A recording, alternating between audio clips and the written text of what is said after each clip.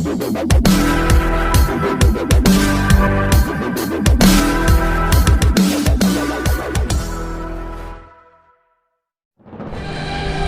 क्या मुद्दे हैं और क्या मुद्दे लेकर आप लोगों के बीच में जा रहे हैं इस समय कांग्रेस? बछरावा विधानसभा में लखनऊ की बगल की सीट है और कांग्रेस एक नई राजनीति कर रही है पूरे उत्तर प्रदेश में। आदरणीय प्रियंका गांधी जी ने राजनीति में बदलाव की राजनीति उन्होंने शुरू की है।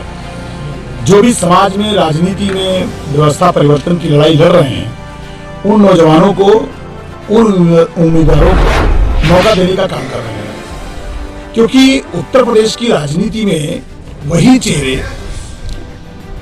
चेहरों पर तलाश नहीं की जाती है जो हमारी भाषा में है कि पहले के चेहरे होते हैं, वही एक पार्टी से दूसरी पार्टी में जाकर के चुनाव होते हैं। तो जनता के पास कोई चयन करने का ऑप्शन नहीं होता है। लेकिन उत्तर प्रदेश की राजनीति में प्रियंका गांधी ने एक नया ऑप्शन दिया है, क्योंकि 32 साल से जिस तरह से कांग्रेस सत्ता में नहीं है, तो उत्तर प्रदेश का विकास उस स्तर पे नहीं हो पाया। रोजगार के लिए, शिक्षा के क्षेत्र में, चिकित्सा के क्षेत्र में, आप कोई भी क्षेत्र उठाकर देख लीजिए, तो जो हालत पूरे उत्तर प्रदेश की है वही हालत हमारे आज बछरावा विधानसभा की है। जो अस्पताल कांग्रेस के जमाने में खोले गए थे, सीएससी बगल में खुली हुई है, दूसरी सीएससी नहीं खुली है। आप चंदापुर से चले जाइए और बॉर्डर तक पहुंच जाइए, लाही बॉर्डर तक, आपको कोई बड़ा अस्पताल नहीं मिलेगा। तो आप आबादी बढ़ गई, जनसंख्या बढ़ गई, लोगों की जरूरतें बढ़ गई, लेकिन स्ट्रक्चर नहीं बढ़ा। आप इसी तरह से महाराजगंज से आप बछरावा तक चले जाइए तो आपको बछरावा में मिलेगा। फिर आप किसी भी क्षेत्र में चले जाइए तो चिकित्सा के क्षेत्र में जितने भी स्ट्रक्चर पहले खड़े थे, उसके बाद नया स्ट्रक्चर 32 सालों में नहीं खड़ा किया गया। तो मेरा सबसे पहला प्रयास है कि हम अपनी विधानसभा में एक नया स्ट्रक्चर खड़ा करना चाहते हैं शिक्षा और चिकित्सा के क्षेत्र में। शिक्षा के क्षेत्र में पूरे बछरावा क्षेत्र में एक भी राजकीय महाविद्यालय नहीं है। जो भी है महाराजगंज में तो मैंने स्वयं खुलवाया, अंबेडकर महिला डिग्री कॉलेज, इंटर कॉलेज। तो शिक्षा के क्षेत्र में, चिकित्सा के क्षेत्र में मैं बछरावा विधानसभा में एक अमूलचूल परिवर्तन करने जा रहा हूँ।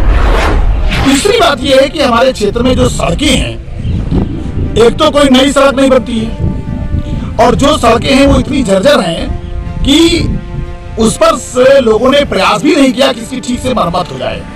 किसानों की समस्याएं जबरदस्त बनी हुई हैं, ड्रेनें हैं, नहरें हैं, उनकी सफाई माइनर है, उनकी सफाई समुचित नहीं होती है, कागज पर सफाई हुई है, बहुत बंटाधार किया गया है, हजारों बीघे जमीनें जलमग्न हो जाती हैं, फसलें बर्बाद हो जाती हैं, फसल बीमा कंपनी कोई मुआवजा नहीं देती है, सरकार कोई मुआवजा नहीं देती है, किसान अपने मुआवजा के लिए धर धर भटकता है। तो इन सब चीजों को देख करके मैं राजनीति में आया हूं और हमने सरकारी नौकरी छोड़ी है। तो आदरणीय प्रियंका गांधी जी ने मुझे एक उम्मीद भरी उससे एक मौका दिया है।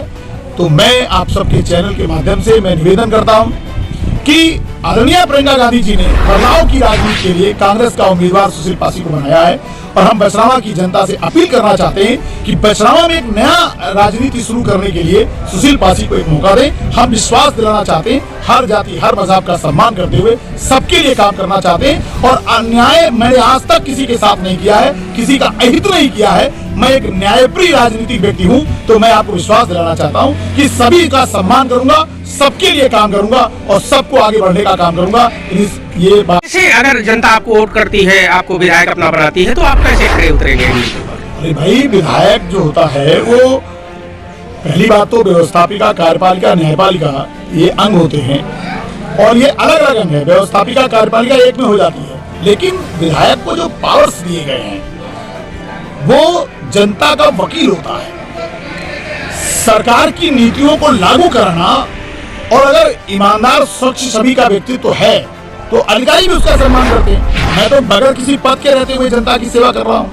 बिल्कुल, जब संवैधानिक दायरे में रह करके कोई भी जनप्रतिनिधि काम करता है, और मैं आपको बता दूं कि सबसे बड़ी अगर किसी के पास पावर होती है ना, तो जनता के पास। हमारे यहाँ संप्रभुता किसी हाथ में नहीं है, जनता के हाथ में है। तो जनता सबसे बड़ी होती है। जनता स्वयं चाहे तो अपने क्षेत्र के विकास के लिए अग्रसर हो सकती है। अब जनता के लिए एक जनप्रतिनिधि बनाया गया है, जिसमें तमाम चुनाव होते हैं, नीचे से लेकर प्रधानमंत्री तक। तो वो जनप्रतिनिधि का मतलब है कि जनता की आवाज को लोगों तक पहुंचाना और लोगों के लिए काम करना। तो मेरा अपना मानना है कि मेरी कलम की ताकत में इतनी ताकत होगी कि हम अपने क्षेत्र की जनता की समस्याओं का हल भी कर लेंगे। और क्योंकि सरकार का विधायक नहीं कुछ करता है, जनप्रतिनिधि अच्छा करता है।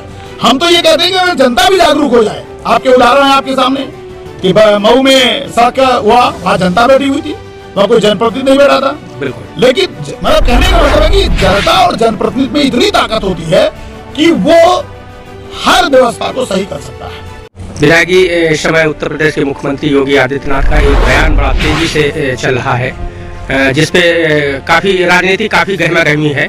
वो बयान ये है कि 10 मार्च के बाद वो चर्बी निकलवा लेंगे। इस पर क्या कहना है आपका? ये उनका अहंकार बोल रहा है, ये अहंकार बोल रहा है, और नेता को अहंकारी नहीं होना चाहिए।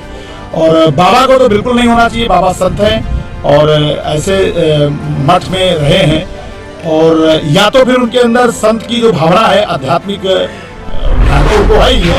हम उन पर कोई टिप्पणी नहीं कर रहे हैं। वो हमसे बड़े हैं, पद पर रहे हैं, एक जिम्मेदारी बड़े पद पर हैं। ऐसी भाषा से उन्हें बचना चाहिए। लोकतंत्र में प्रेम की भाषा होती है, बंधुत्व की भाषा होती है।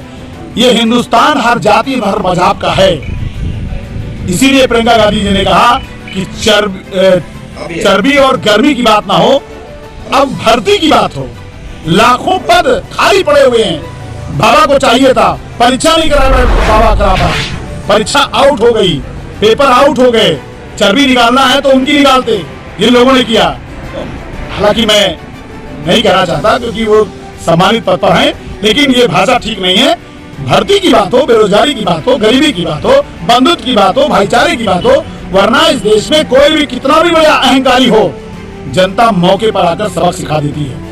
जनप्रतिनिधि को सरल और सहज होना चाहिए और ईमानदार और निष्ठावान होना चाहिए। मेरा अपना मानना है, अगर लोकप्रियता देखना है तो मैं इतिहास के पन्नों में ले जाना चाहता हूँ आपको। पंडित जवाहरलाल नेहरू से ज्यादा लोकप्रिय कोई नहीं था हिंदुस्तान में। विपक्ष को भी सम्मान करते थे। और नहीं पढ़ा है तो पंडित जवाहरलाल नेहरू की जीवनी को पढ़ना चाहिए, महात्मा गांधी को पढ़ना चाहिए।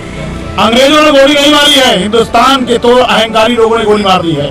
बाबा साहब अम्बेडकर को कोई गाली नहीं देता, हिंदुस्तान के लोगों ने गालियां दी है। आज बाबा साहब को पूरे विश्व में पहचाना जाता है, सरदार पटेल को किसी ने नहीं। तो महापुरुषों के बारे में टिप्पणी करना एक गलत बात है। मैं आपसे कहना चाहता हूँ कि बाबा को बचना चाहिए।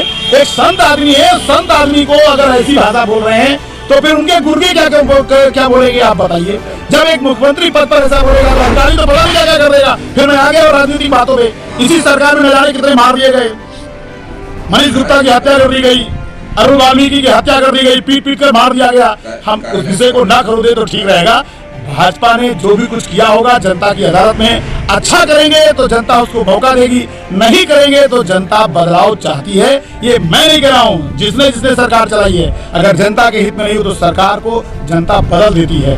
सरकारी जनता बनाती है, अहंकार नहीं बनाता है। बाबा ने गलत बोला है, बाबा को ऐसी भाषा से बचना चाहिए।